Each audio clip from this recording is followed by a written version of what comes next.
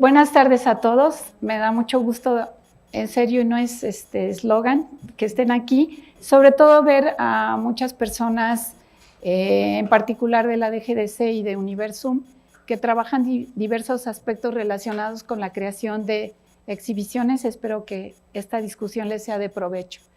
Si alguno de ustedes vio por ahí el póster invitando a esta presentación, dice algo así como: existe la exhibición perfecta. Esto fue un compromiso que yo hice con Luisa Rico hace unos meses, más o menos con un título tentativo.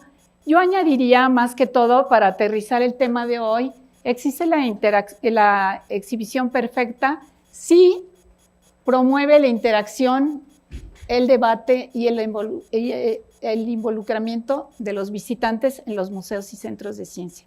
Esa para mí es la exhibición perfecta. Para muchos de ustedes este es un reto a seguir en la creación de exhibiciones multimedias y todos los componentes de las exposiciones, pero vamos a ver si lo podemos lograr. Bueno, me gustaría empezar hablando, para los que no se dedican o no trabajan en museos y centros de ciencia, que les voy a llamar MCC aquí para no ocupar tanto espacio en las diapositivas.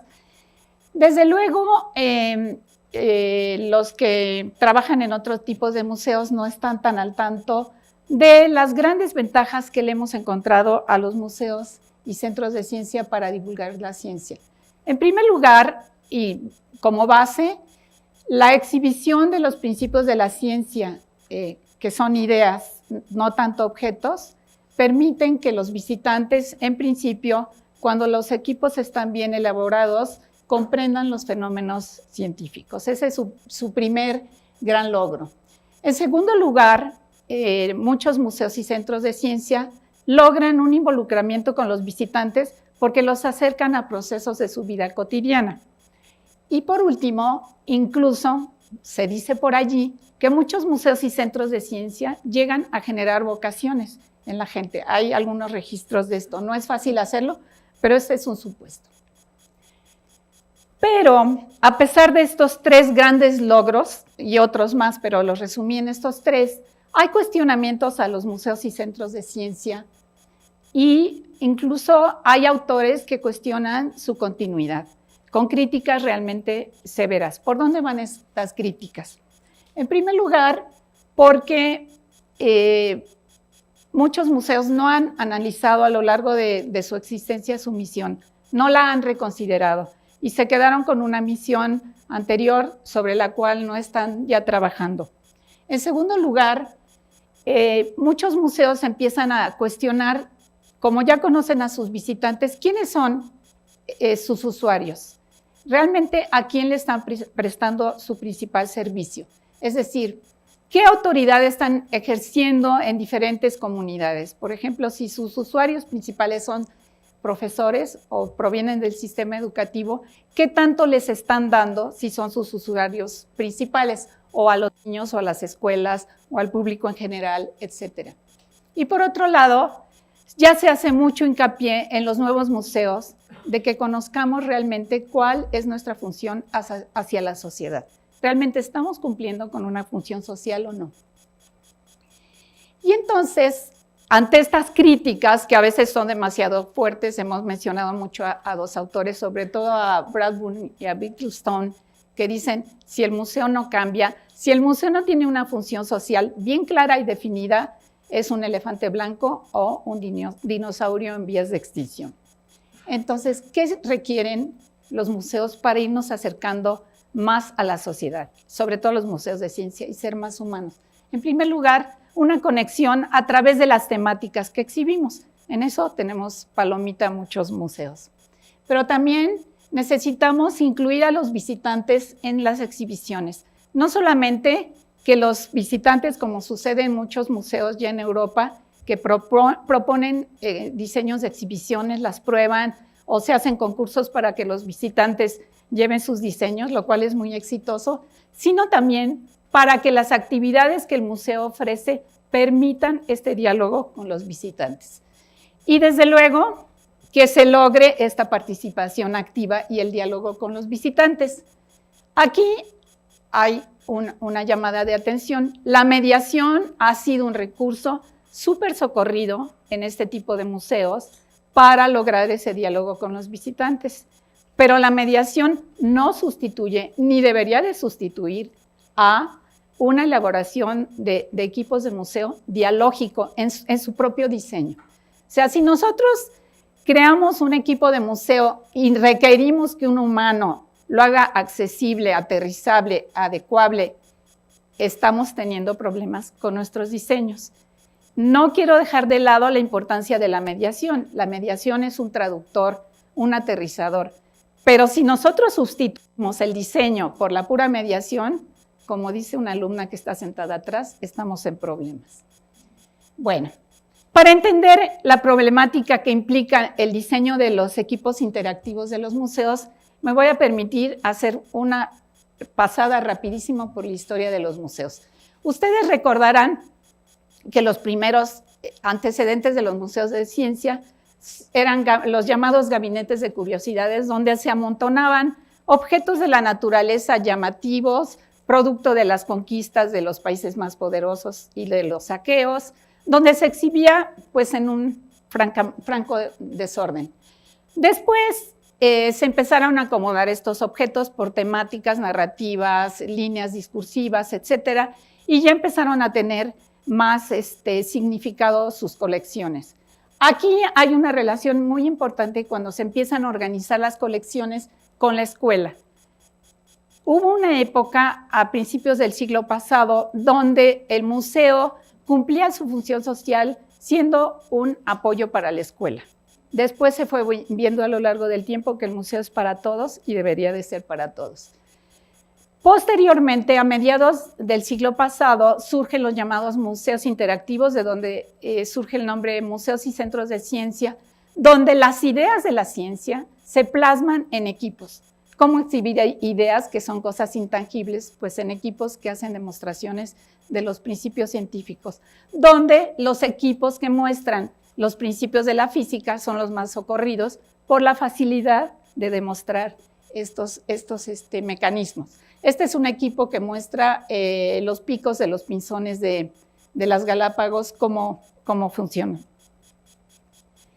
Sin embargo, en la historia de lo que se creía que era el ultimísimo grito de la moda en los museos y centros de ciencia, que, perdón los otros museos, pero nos copiaron a los museos de ciencia, el resto de los museos, por lo atractivo que esto parecía, se empezó a abusar de la llamada interactividad, que a la fecha nos seguimos preguntando en todos los simposios habidos y por haber, ¿qué es esa cosa de interactividad? Que es un recurso tomado del cómputo, añadido a los museos y centros de ciencia de manera poco reflexiva, donde lo que significa en el ambiente del cómputo es amabilidad con el usuario, facilidad de comprensión de las tripas de eso y del funcionamiento de eso para tener acceso rápido.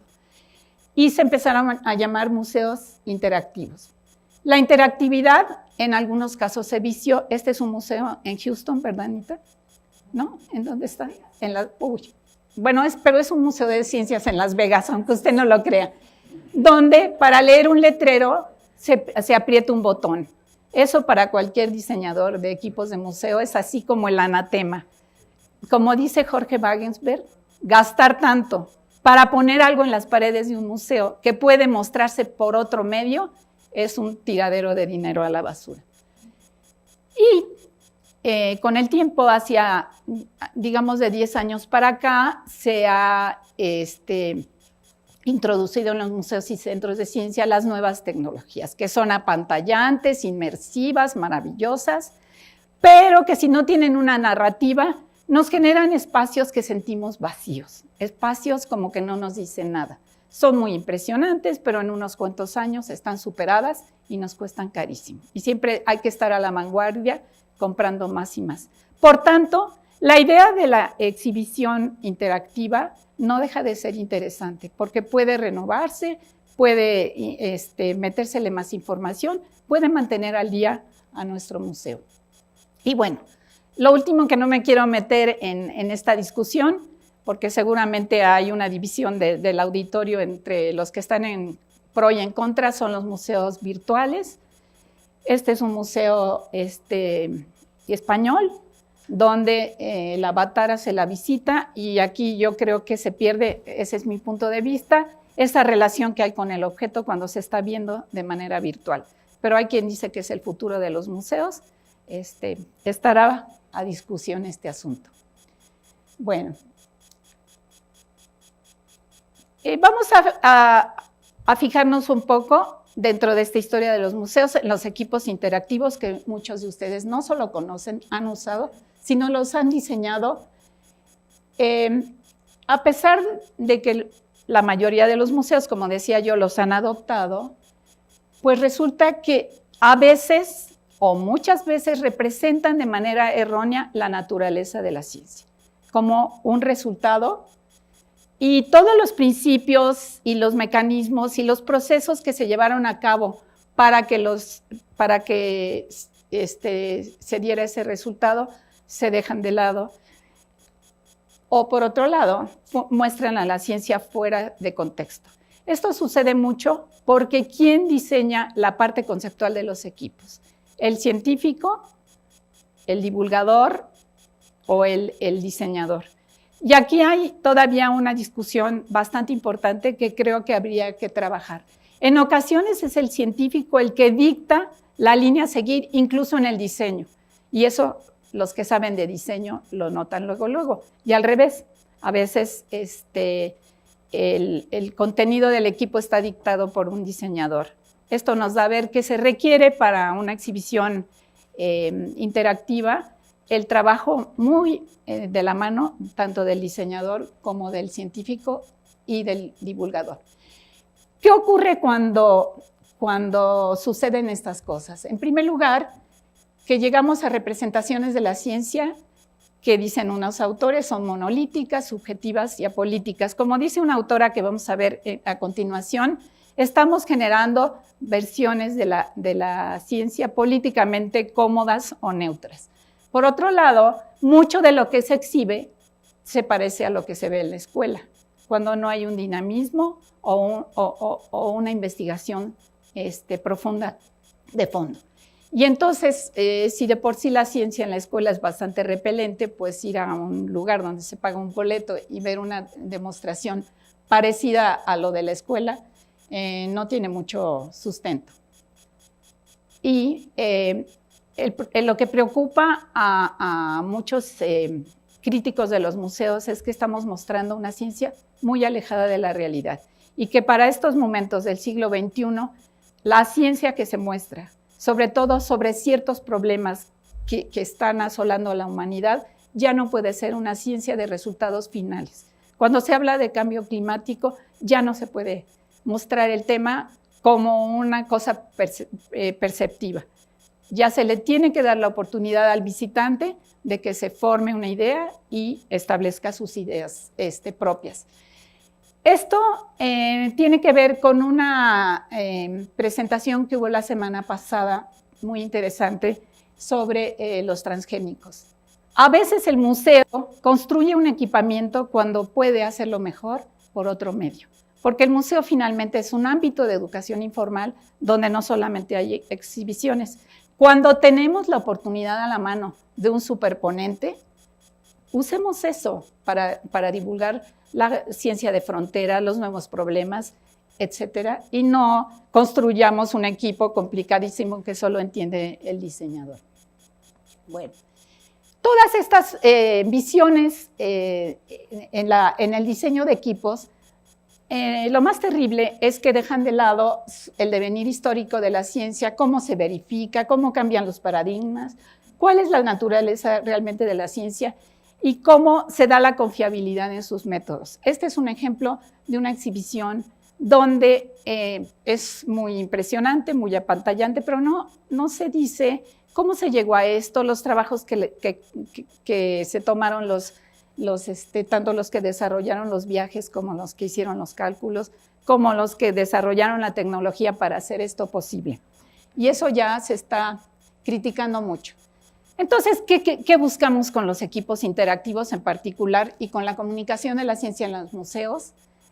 Sobre todo a través de actividades, exhibir una ciencia más real. Esto nos pone a temblar, porque nos supone problemas conceptuales, técnicos y de diseño enormes. ¿En qué sentido? ¿Cómo podemos integrar en los equipos aspectos tan intangibles como la responsabilidad social? Si hacemos una exhibición de transgénicos, ¿cómo metemos en esa exhibición la responsabilidad social? O de basura, o de otros temas. Y cómo podemos despertar a través de esos equipos la conciencia social, política, sobre una cierta problemática. Aquí yo les quiero mostrar una exhibición que habla de la inteligencia. Es una exhibición que se propuso generar debate entre los visitantes. ¿En qué consiste? Se muestran definiciones de inteligencia, se muestran todos los aparatos que se utilizaron durante el siglo XIX y la mitad del XX para medir el tamaño de las protuberancias de la cabeza. Como un reflejo de que las personas eran más o menos inteligentes, se muestra la frenología y se ponen unas pruebas de inteligencia. Pero nunca se le dice al visitante, estos métodos no funcionaron o eran erróneos, sino se le deja ver cómo se abordaba el problema para que cada visitante saque sus propias conclusiones. Parece ser que ha funcionado este equipo, habrá que ver más evaluaciones. Otros caminos que se sugieren para hacer la ciencia más real implica poner atención en la exhibición de problemáticas sobre la ciencia y la tecnología, pero sobre todo desarrollar equipos donde podamos, insisto, exhibir una ciencia con todas sus implicaciones sociales y políticas y más que todo, propiciar el debate. ¿Y cómo vamos a propiciar el debate en una construcción física? Hay algunos métodos para hacerlo. Herminia Pedretti es una mujer excepcional, trabaja en la Universidad de Ontario y ella propuso hace más o menos unos 15 años lo que se llama exhibiciones críticas, que son exhibiciones precisamente que permiten el debate, que no tienen un final establecido y que presentan problemas sociocientíficos. Les voy a hablar un poco más de esto. Este tipo de exhibiciones buscan incluir la responsabilidad social y el crecimiento de la conciencia colectiva. Esto va a implicar, para empezar, y eso es bastante obvio, meter temas que se presten al debate. O sea, si yo pongo una exhibición sobre la fuerza de gravedad, pues difícilmente voy a lograr un involucramiento de este tipo, ¿no? Que genere preguntas y dudas y siempre está evitando este tipo de exhibiciones, mostrar una ciencia como resultados finales, conclusivos y triunfalistas. Y además implican que siempre esté presente la naturaleza de la ciencia, cosa que queremos hacer en la renovación del Museo Universum, sobre todo en su primer nivel, donde se muestran los principios de la ciencia. Habrá que añadir a los equipos este asunto de la naturaleza de la ciencia, cómo trabaja la ciencia, cómo comprueba la ciencia, qué es la fiabilidad, qué es, cómo se ponen en duda sus descubrimientos, etc. Y la pregunta ¿es posible hacer esto? Pues es una pregunta importante, ya dirán ustedes, si consideran que se puede lograr o no. ¿Qué ideas hay detrás de las exhibiciones críticas que propone Pedretti? Primero, retar tanto intelectual como emocionalmente a los visitantes. Ese es lo primero que vamos a buscar, un reto, que la gente se quede allí enganchada porque se le presentó un reto, que aporten experiencias más allá de la interacción tradicional.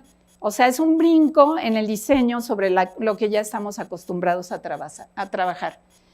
Que además, esta es otra cosa muy difícil, que incidan en problemáticas de la vida de los visitantes y que propicien el aprendizaje y además el interés sobre el tema. Menudo problema, ¿no? Y que además hagan que la gente que lo está viendo empiece a debatir con quien los va acompañando, con otras personas, o que escriban notas e incluso notas enojadas, como se ve en este tipo de museos cuando se presentan este tipo de temas.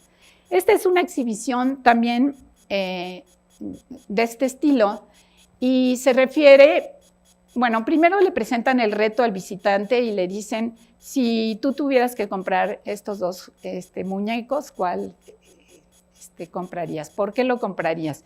Y entonces hay un microscopio donde uno puede ver que si en un corte de piel no se nota la diferencia entre una persona con un color de piel y otro. Y ahí empieza un choque en el visitante, porque muchos sí piensan que ya desde un corte de piel es posible notar la diferencia de color entre las personas. Muestra también, entre otras cosas, tablas de las cantidades de melanina que dan el color de la piel, etcétera. Dan una serie de elementos para muchos tipos de visitantes, para muchos tipos de intereses. No tiene final cerrado, uno se lleva su conclusión. Me parece que es un muy buen ejemplo de este tipo de exhibiciones. Lo importante es que se busque, que se personalice el tema, es decir, que el visitante se lo haga suyo y que ponga en juego las emociones de quien las acciona, las ve o las visita. Pero, sigo insistiendo, el chiste de todo esto en el fondo es que se lleve el visitante una reflexión de lo que se le mostró allí, que se vaya pensando, que lo siga discutiendo. Incluso hay exhibiciones de estas que dan la posibilidad de que se regresen las impresiones por escrito o de alguna otra forma. Esta exhibición a mí me encanta. Son 3 maniquís de diferentes colores y hay una pregunta que dice que cuáles son más parecidos entre sí, con este con este o este con este. Aquí se muestra en estos matraces como relojes de arena el contenido de genes que regulan el color de la piel. Al voltear los matraces, se da uno cuenta que los genes que regulan el color de la piel son mínimos. Pero además, la exposición presenta los genomas simplificados de los 3 muchachos y uno los puede comparar como visitante. Y oh, sorpresa, resulta que son más parecidos los genomas de con que de con como todo el mundo le apuesta. Y eso da pie a una discusión súper interesante de qué es el color de la piel. Después se sigue con una exhibición de la discriminación, por qué nos discriminamos. Tiene algunas zonas, esta es una exhibición que se compone de varias, una exposición, perdón. Tiene una zona que habla de la esclavitud, que es bastante impactante. Puede uno sentir o vivir lo que pudo haber sentido un esclavo transportado en un barco todo apretado, etcétera. Hay gente que dice que quemen este museo, que lo cierren, que es una aberración, pero pues finalmente provoca la discusión y eso es lo que queremos. ¿Qué requerimos entonces para construir exhibiciones críticas? Que nos encantaría en el proyecto de renovación añadirlas a temas que se prestan a esta discusión, a temas sobre retos, a temas sobre el futuro. Pues primero buscar temas idóneos por su contenido social o porque todavía están en discusión. Encontrar temas, como ya había dicho, según las características de las exhibiciones críticas, que toquen la vida de los visitantes, ya sea porque sean controversiales o impactantes, y, vuelvo a insistir, que propicien la discusión. Y además, que sí crean un equilibrio entre lo que el museo dice y lo que el visitante sabe, conoce o quiere saber. Tampoco es solo la percepción del visitante, el museo tiene una postura, tiene una narrativa, pero la negociación de significados es entre el discurso del museo y lo que el visitante quiere saber. Esta es otra exhibición muy interesante sobre cómo son los sistemas de salud, no los sistemas oficiales, sino las formas de curarse que tienen distintas culturas.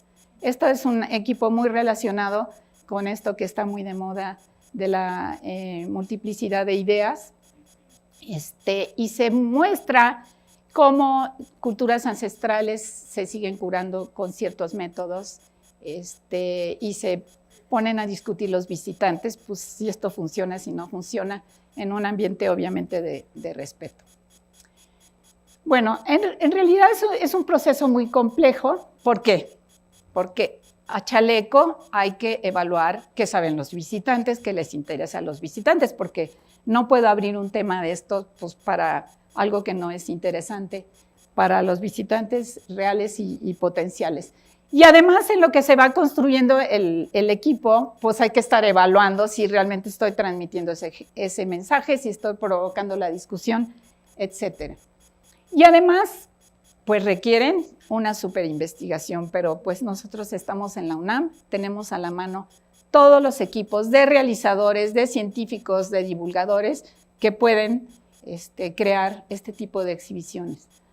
Y además, y me da mucho gusto ver que hay gente de diversos departamentos de la DGDC, se requiere elegir las tecnologías más adecuadas para involucrar al visitante, para promover el pensamiento crítico y para mostrar los reales alcances de la ciencia y tecnología. Los que construyen equipos y hacen multimedia saben que pues, es una labor bastante compleja. Lograr eso no es cosa de la noche a la mañana. Bueno, espero haberlos convencido de lo importante que pueden llegar a ser las exhibiciones críticas en un proyecto donde se estén planteando retos a los visitantes, se les esté queriendo involucrar, se les esté queriendo abrir el panorama y se busque que participen con sus ideas y opiniones. Entonces, les voy a hablar de una propuesta metodológica, pero antes hemos visto que para tratar de ser más incluyentes a la gran diversidad de visitantes que hay, podemos utilizar diversos métodos que otros ya han hecho por nosotros de tipificar actuaciones, preferencias de los visitantes. Hay muchas en la literatura, nosotros vamos a escoger dos, pero pueden tomarse cualquier otra. La de Gardner fue muy utilizada en su tiempo. Esa es más complicada porque hay que poner en juego muchas habilidades de los visitantes que no siempre se prestan a las exhibiciones críticas. Pero bueno, una con la que estamos súper casados es con la propuesta de Peccari, que se llama IPOP, que lo que dice es simplemente que hay visitantes que su preferencia en una visita en un museo es hacia las ideas. Hay visitantes que prefieren oír historias humanas, acercarse a los testimonios humanos. Hay visitantes que prefieren los objetos y hay visitantes que prefieren estar interactuando físicamente. En otras palabras, los que tienen atracción por las ideas prefieren los conceptos, abstracciones, pensamiento lineal, razonamientos. Los que prefieren los aspectos personales prefieren la conexión humana, la experiencia afectiva, que le cuenten historias y que se den interacciones sociales. Los que prefieren los objetos, pues están muy atraídos por lo estético, por lo artesanal, el lenguaje visual. Y los que vienen al museo, todavía como se pensaba que en origen era lo que atraía a los visitantes con las exhibiciones interactivas, y que después nos dimos cuenta con mucho susto de que pues, no todo el mundo le gusta venir a mover cosas, sino tienen otros patrones de preferencia, son los que escuchan sonidos, los que sobre todo accionan los equipamientos de manera física.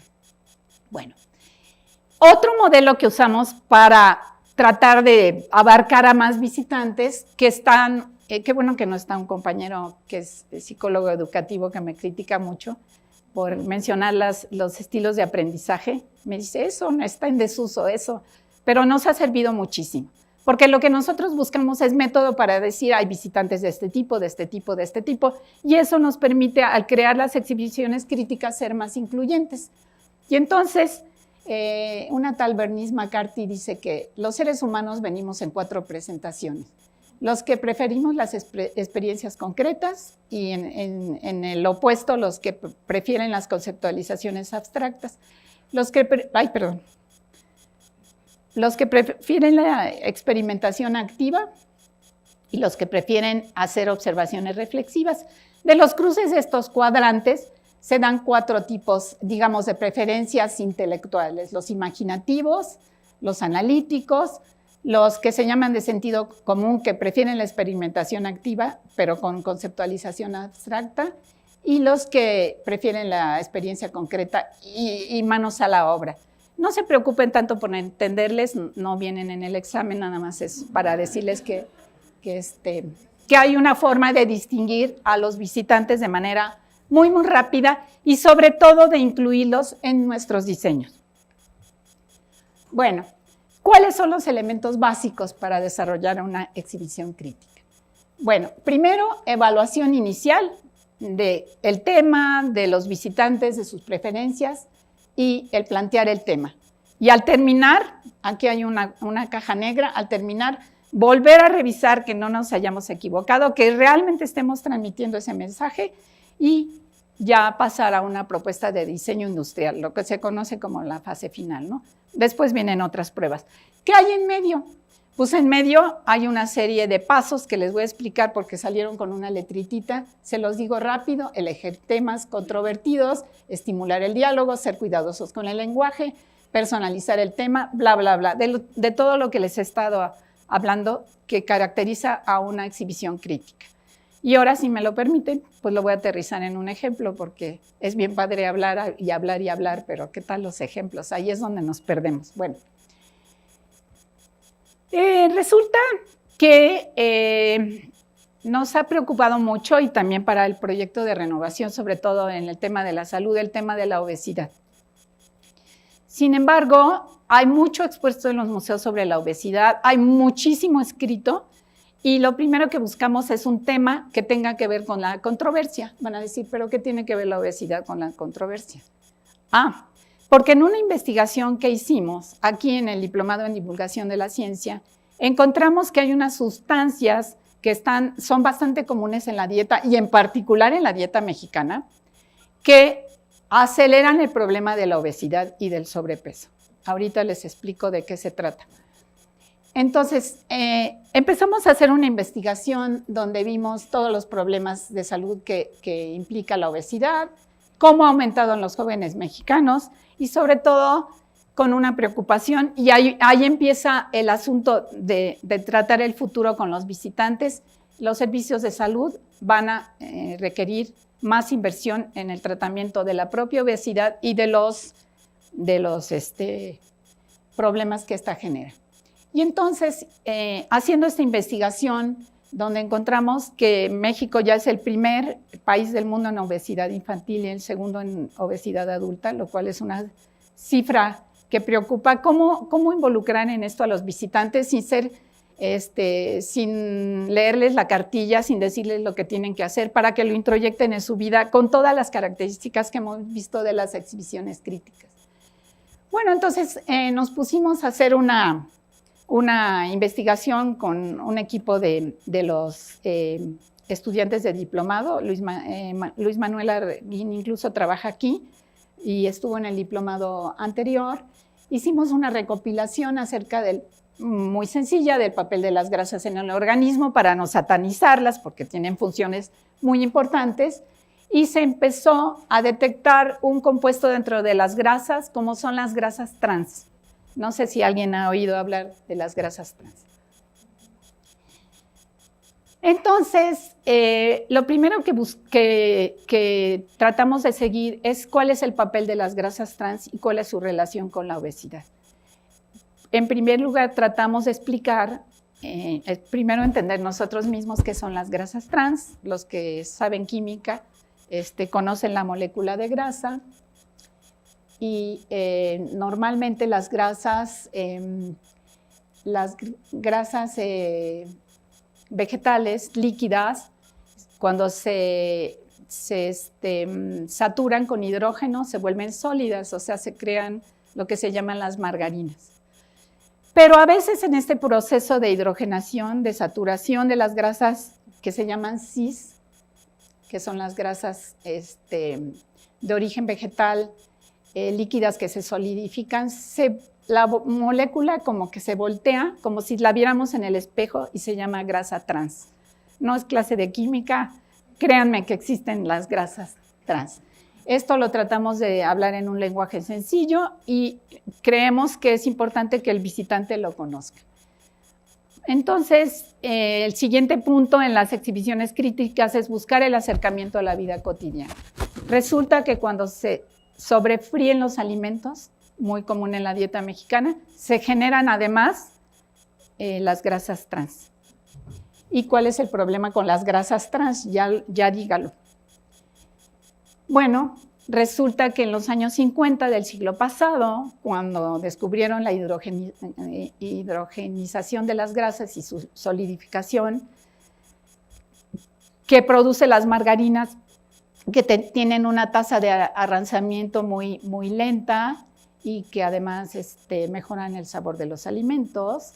Unos químicos de alimentos en Alemania probaron estas grasas y vieron que las ratas sufrían serios problemas, particularmente de obesidad y particularmente de obesidad abdominal. Y dieron el grito de alarma a la comunidad científica. Y los productores de galletería, bizcochería y pastelería dijeron, híjole, no, ya invertimos en la compra de los equipos. No lo digan, este es un secreto para la humanidad. 50 años después empezamos con una serie de problemas de salud terribles, se vuelve a estudiar esto y se descubre que las grasas trans intensifican, por así decirlo, el problema de la obesidad. La industrialización, todas estas máquinas que ya están echadas a andar, pues se hacen de la vista gorda.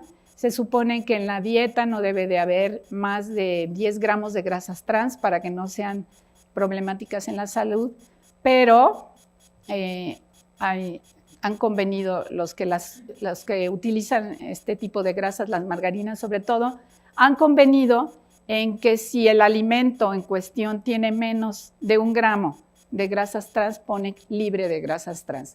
¿Quién no se comió en la comida unas galletas que digan libre de grasas trans? Muy contento. Pero si se comió 10 galletas, ya se comió 10 gramos de grasas trans.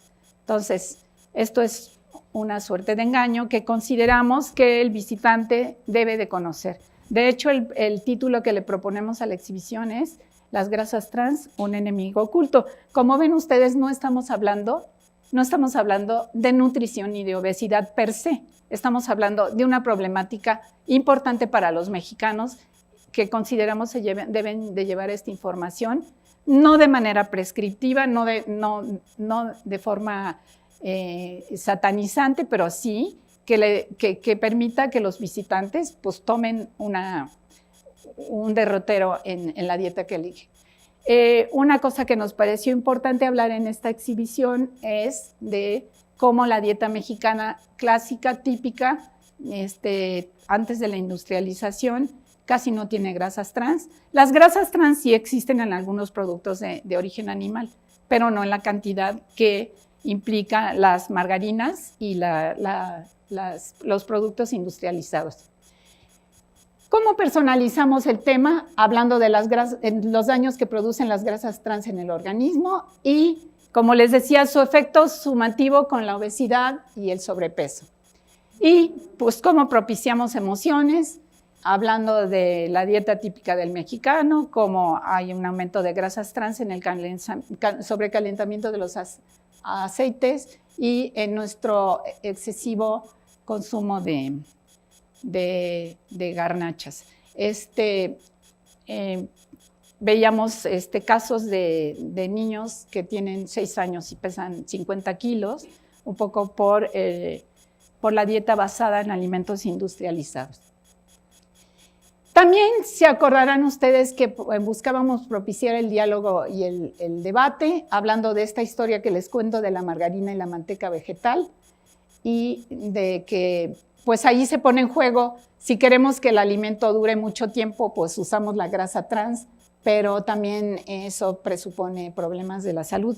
Y obviamente los alimentos que tienen un gran contenido de grasa trans son los de más bajo costo, de más fácil adquisición y no se descomponen.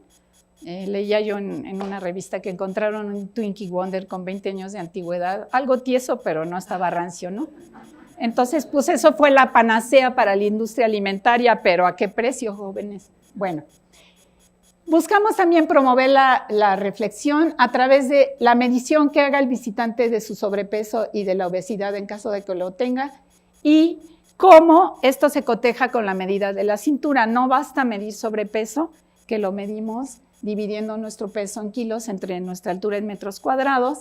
Si esto pasa de 25, es el semáforo en ámbar, de 30 es casi en rojo, o cotejándolo contra las medidas de la cintura, porque las grasas trans tienden a acumularse en la cintura y a intensificar, insisto, los problemas de la obesidad.